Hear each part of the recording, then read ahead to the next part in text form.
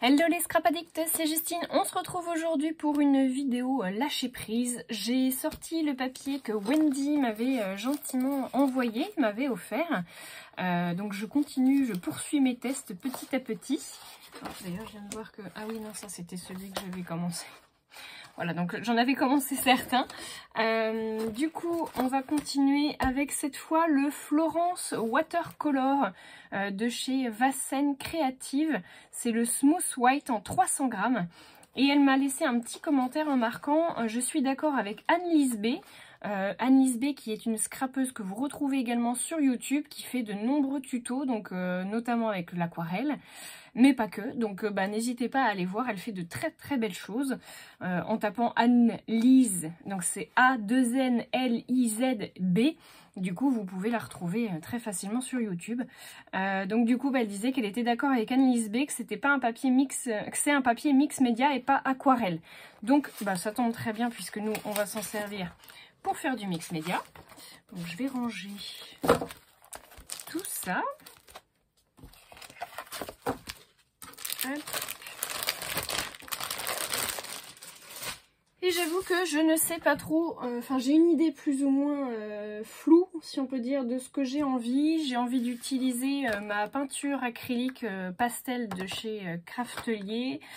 Mais pas que, j'ai sorti ma pâte de texture, j'ai sorti de l'acrylique blanche, de la colle très certainement. Au départ j'étais partie pour répondre au challenge de Petit Ange sur les ateliers de Karine sur Facebook. Je sais pas si vous suivez, mais j'ai vu en fait qu'il y avait un petit challenge...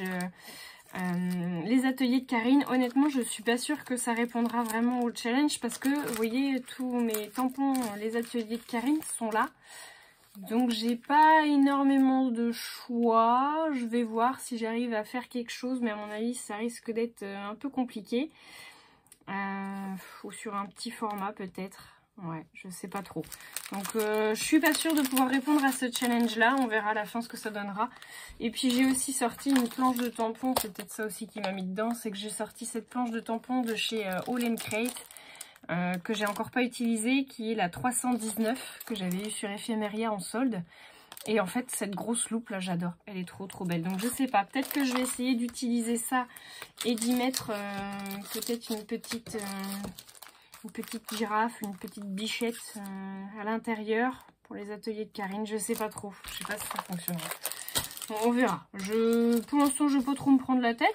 Comme je vous ai dit, c'était du lâcher prise. Donc on va déjà commencer par s'occuper de notre fond. Là, j'utilise un vieux bouquin que je déchire en petits morceaux. Je vais venir le coller directement sur ma feuille avec du vernicole. Vous pouvez utiliser tout type de papier, du papier journal, du papier de magazine éventuellement, enfin voilà, des livres, un petit peu tout ce que vous voulez. Vous verrez qu'après on va venir rajouter de la peinture notamment dessus. Donc ça va se fondre en fait finalement dans notre fond. Moi je fais une sorte de diagonale et puis je vais essayer d'habiller tout ça.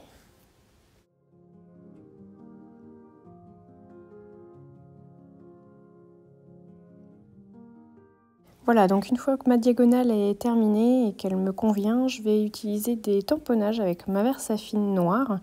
Et je viens utiliser, alors ça c'est un Casey Art, le tampon là, de grillage. Je l'utilise sans bloc pour que ça puisse faire quelque chose d'assez fluide. Je vais aussi utiliser le XO que vous voyez ici du coup des ateliers de Karine. Je vais hésiter un petit peu, vous allez voir, mais je vais finir par lui trouver du coup la position qui convient. Et je vais également utiliser un autre tampon qu'on voit ici du coup, qui est le tampon souvenir d'enfance je crois, des ateliers de Karine toujours. Donc je le tamponne là à plusieurs endroits pour avoir un petit peu plus de matière, de profondeur si on peut dire, pour avoir des grosses écritures, des mélanges d'écritures. Là, je vais utiliser du coup ma peinture acrylique, alors de chez Craftelier. Vous allez voir que je vais galérer un petit peu. Donc j'ai utilisé aussi de la blanche qui est, je crois, celle de chez Action pour, on va dire, harmoniser mon fond sur l'ensemble de la page. Mais les peintures acryliques pastel du coup de Craftelier, alors elles sont, vous voyez, elles sont pleines de jus, enfin pleines d'eau. Donc je vais vraiment galérer en fait à avoir un résultat qui me convient. Il va être très léger du coup mon arc-en-ciel, parce que vous allez voir, j'ai fait un dégradé un peu arc-en-ciel sur le fond de ma page. Et donc voilà, c'est pas formidable. Un petit message perso à Danou, du coup, si elle voit la vidéo. Je suis navrée pour les lingettes, mais c'est vrai qu'elles sont déjà bien tachées, donc je ne pouvais pas ne pas m'en servir. Du coup, je continue de les utiliser dans mon scrap. Désolée. Et encore merci de me les avoir offertes.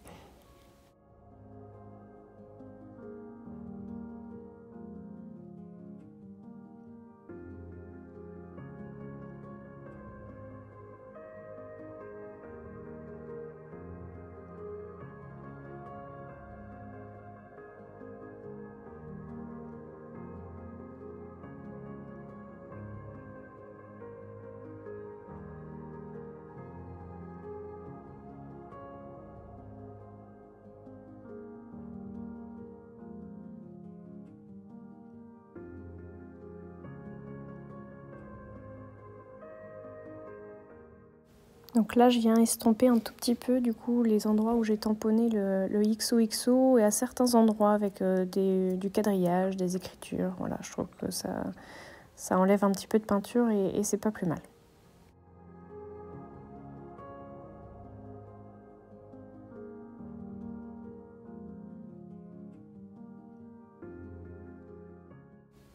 Donc là, je viens tout sécher avec mon heat gun. Alors là, vous allez voir que je me lance dans l'embossage à chaud de mon petit tampon Show & Flower machine à écrire. Mais vous allez voir que le résultat, il n'est pas formidable parce qu'en fait, on ne va pas voir grand-chose. Il aurait fallu que mon fond soit plus foncé ou que j'utilise éventuellement de la poudre à embosser noire pour que je puisse voir quelque chose parce que très franchement, là, on ne voit rien du tout.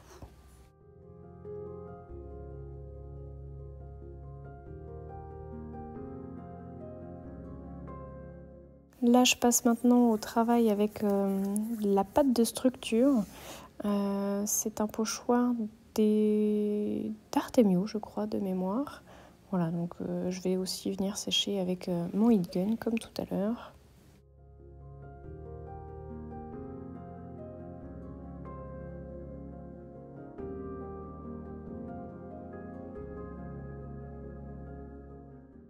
Alors là, je viens regarder la position de mon tampon All in Crate. Donc j'ai choisi la grosse loupe, comme je vous avais dit au tout début. Je trouve qu'elle est vraiment très belle. Alors comme je ne l'ai encore jamais tamponnée, je vais m'assurer de la tamponner correctement sur un papier brouillon. Et vous allez voir que le carnage va se produire du coup sur mon projet. Donc je vais galérer à récupérer ce que j'aurais fait, puisqu'il aurait fallu mettre une petite serviette en dessous, histoire que, voilà, mon tamponnage, vu que c'est irrégulier et que j'ai mis plusieurs couches, voilà, le carnage. Donc je vais essayer de rattraper ça comme je peux en resuperposant mon tampon à certains endroits et puis en utilisant tout simplement un crayon noir pour refaire certains motifs qui étaient mal tamponnés.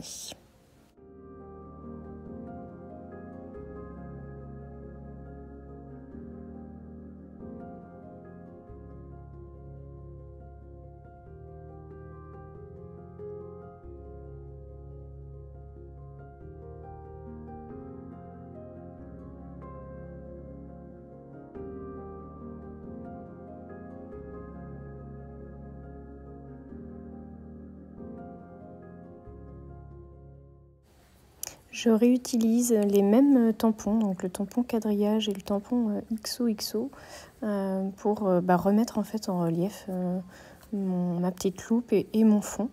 Donc je trouve que c'est plutôt sympa cette espèce de technique où en fait finalement on atténue avec le gesso ou l'acrylique blanc et puis après on revient tamponner par-dessus. Donc j'ai fait mon petit titre qui est tout simplement encore une fois la même planche de tampon. Vous avez vu que j'ai pas utilisé énormément de planches de tampons différentes. Je vais venir le monter avec de la mousse 3D. Ça va me faire finalement mon titre. J'utilise également du coup la planche de tampon des ateliers de Karine que vous pouvez voir là, avec le petit tigre pour en fait le mettre à l'intérieur de ma loupe. Donc ce sera mon personnage central de ma scène.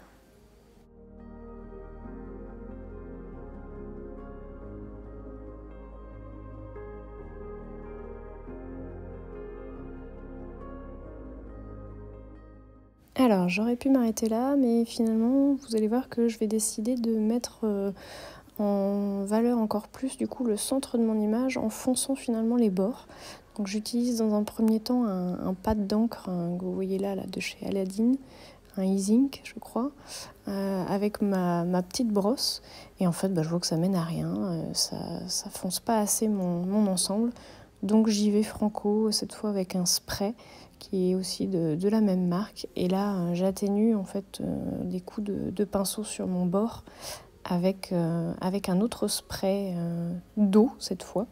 Et je viens en fait souffler avec mon heat gun pour pouvoir sécher au fur et à mesure, refoncer, ressécher, remettre de l'eau, refoncer, ressécher, remettre de l'eau. Voilà, donc je vais vous laisser regarder puisque ça dure un petit moment finalement cette technique. Et je trouve que ça fait vraiment très très sympa parce que ça vieillit très bien le papier. Et je trouve que le résultat est plutôt chouette. Donc n'hésitez pas à me laisser vos petits commentaires, savoir si vous avez déjà utilisé ce type de technique avec du sépia pour que ça puisse vieillir un petit peu l'aspect de votre page et donner quelque chose d'un peu vintage, si on peut dire. Donc on est sur du art journal vintage.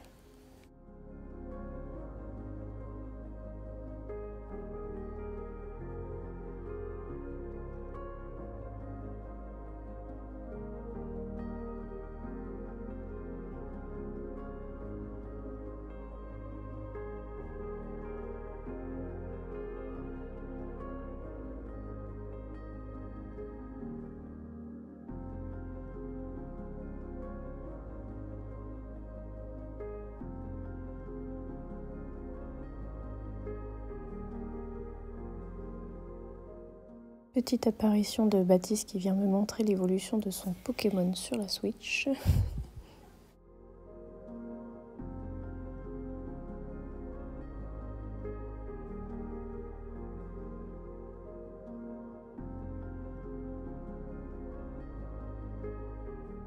Voilà, donc j'ai aussi mis mon petit tigre en couleur sépia comme mon contour.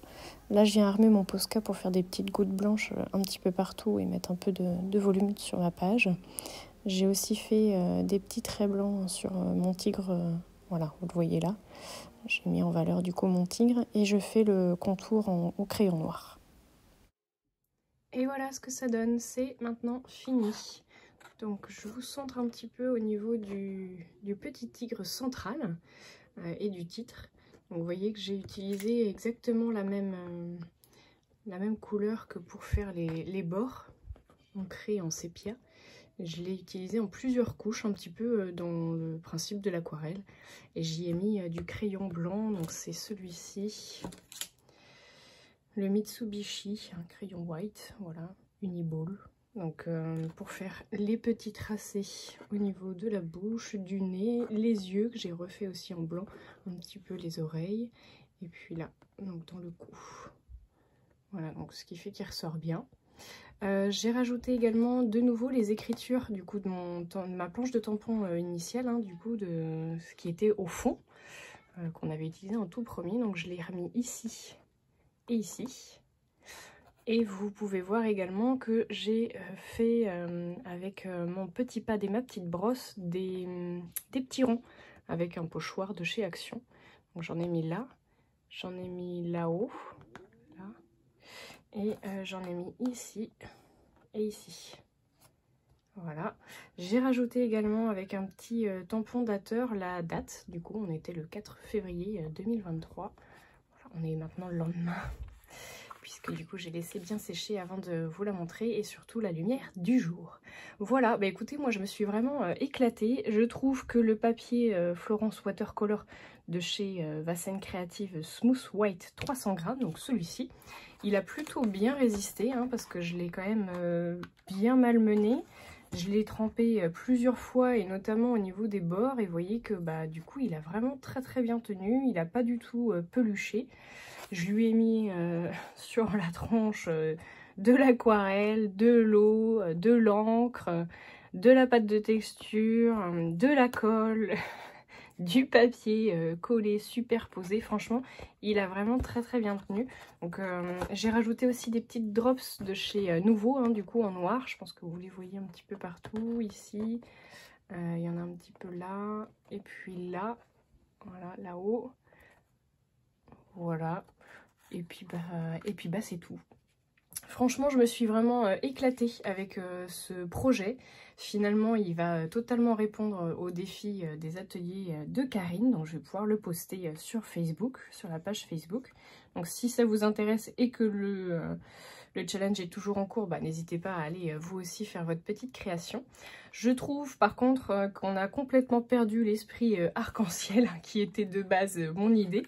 Arc-en-ciel pastel, bon bah vous voyez que finalement on n'y est plus du tout.